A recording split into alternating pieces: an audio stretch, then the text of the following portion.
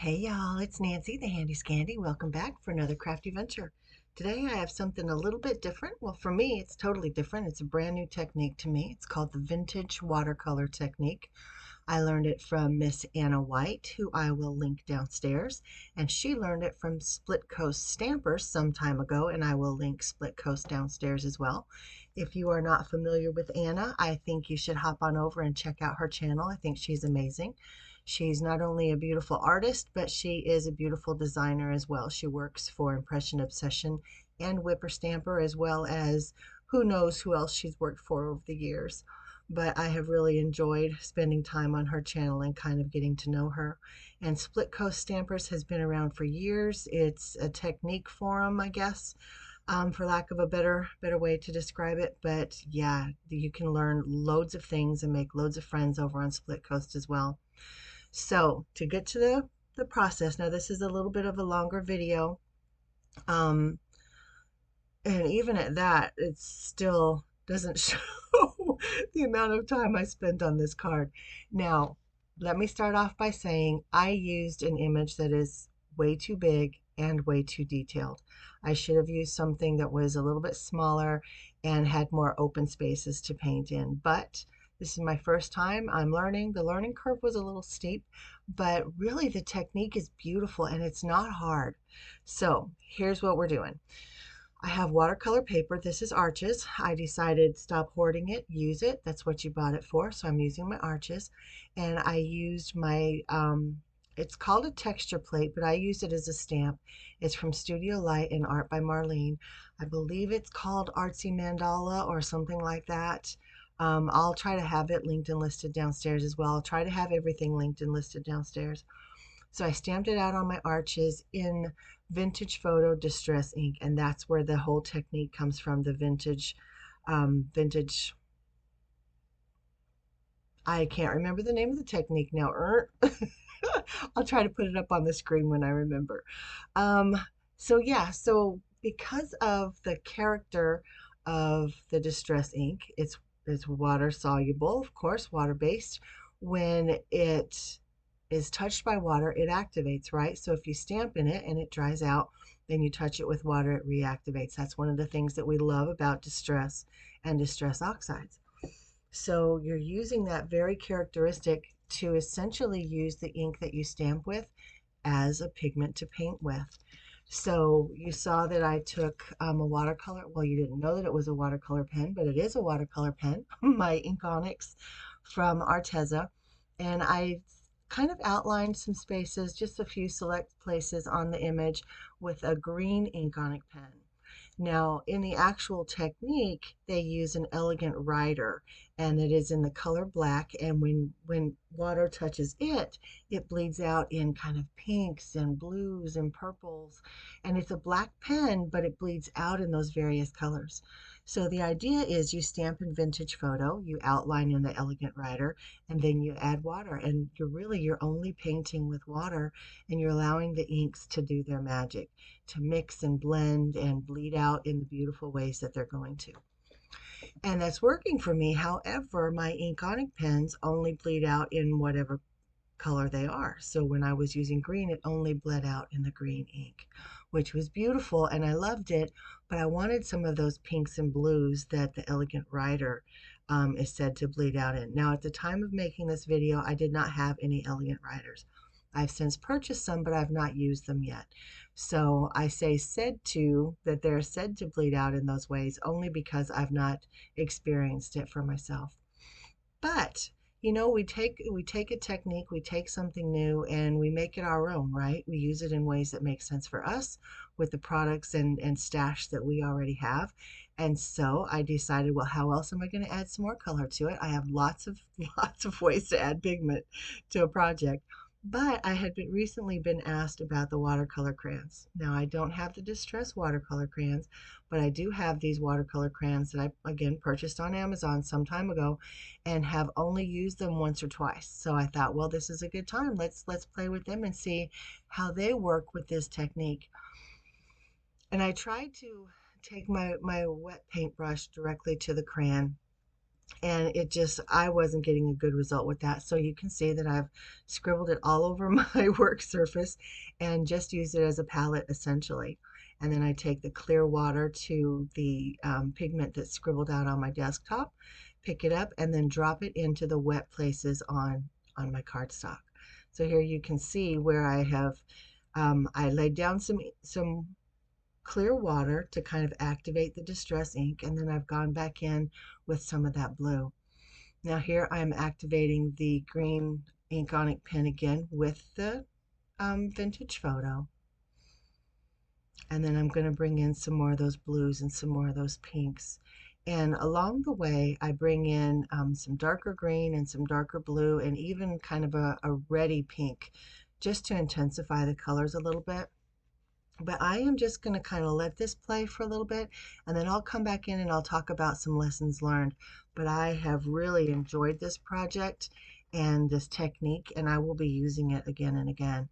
And I even have I stamped this out several times, stamped this image out, and I've made a couple different things with it, and I hope to have at least one more video showing the card. Now remember, the learning curve was steep for me only because, well, I'm a more is more girl, so I had a hard time, but we'll talk about those lessons learned here in a bit. So let's just finish watching.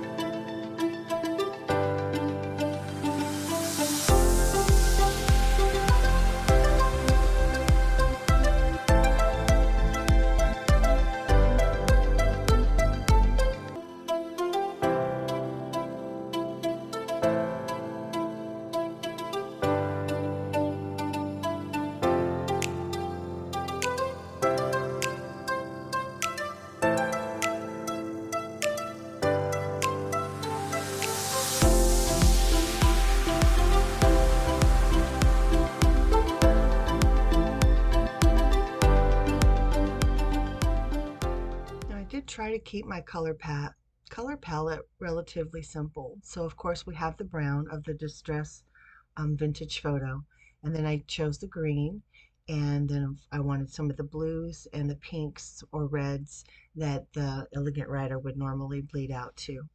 So whether I was using a pen or using the watercolor crayons, those are the colors I stayed with. I did use different intensities, and I went back and I added layers. You know, I always talk about layers, especially if you want those deeper tones and those shadows and highlights and things. So lessons learned, right? Um, you know, I'm more is more, so I have a hard time holding back. And in the beginning, I was doing great. I was like those two little spots that kind of look like eyes down at the bottom. I love those. And here I'm just getting too heavy-handed. Now I love the way the colors are blending out in these areas. Love that, the way that they just kind of interact together and they bleed so naturally. I love that. but I do get too heavy-handed, and I tend to fill the spaces too thoroughly, removing that white space. It's the play between the color and the white space that really pleases my eye, and I just have such a hard time editing myself. But as I've said before, I'm working on that, not trying to change my style, but trying to hone it. So I think there's a big difference. And like I said a minute ago, I get a little too sloppy and just with that heavy handed. And I think part of that is because, as I said in the beginning, I used a stamp that is just too big and too detailed. And so I actually like this spot right here where I'm painting it in. I like that all the detail blended out, because then you don't have all the detail to kind of have to itemize is the only word I can think of, but it just all blends into one big space instead of one space filled with detail, if that makes any sense at all. So I just was using the watercolor or the water to activate the color, and then or activate the brown color, if you will. And then I brought in some of that red, and I thought that was really pretty. So the other part or the other error or lesson learned was that I overworked the image. So that's okay. Lessons learned, right? So as long as I learn from those and grow from those, they're not errors. They're just lessons. And so to finish off my tag, you can see that I'm using this vintage script stamp. It is from Tim Holtz. I don't know what it says. I don't know what set that it's from. I just leave it on my desktop and I love it. And I'm adding lots and lots of splatter of all the colors that are in the project, as well as excuse me, these gold metallics from Gansai Tabi.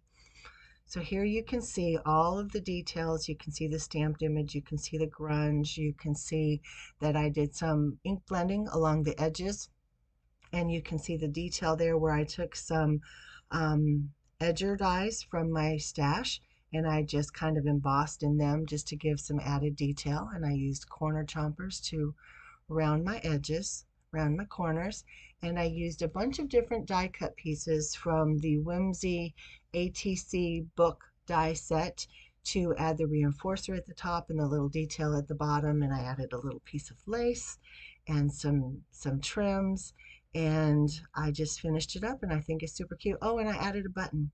And that is one of the cards that I made. You know, I had mentioned that I stamped out several pieces. That's a card that I created as well, and I hope to have a video for that coming up soon. As always, guys, I'd love to chat with you downstairs in the comments. Let me know what you think of this technique. Have you ever tried it? And what do you do with your watercolor crayons? I need to know. I need to learn more. So guys, this has been Nancy, the Handy Scandy. I thank you as always for spending some time with me. If you are a member of my crafty tribe, thank you for joining me again today. If you're not, go ahead and hit that subscribe button, hit that like button as well. And until next time, guys, this has been Nancy, the Handy Scandy. Mwah, and I'm out.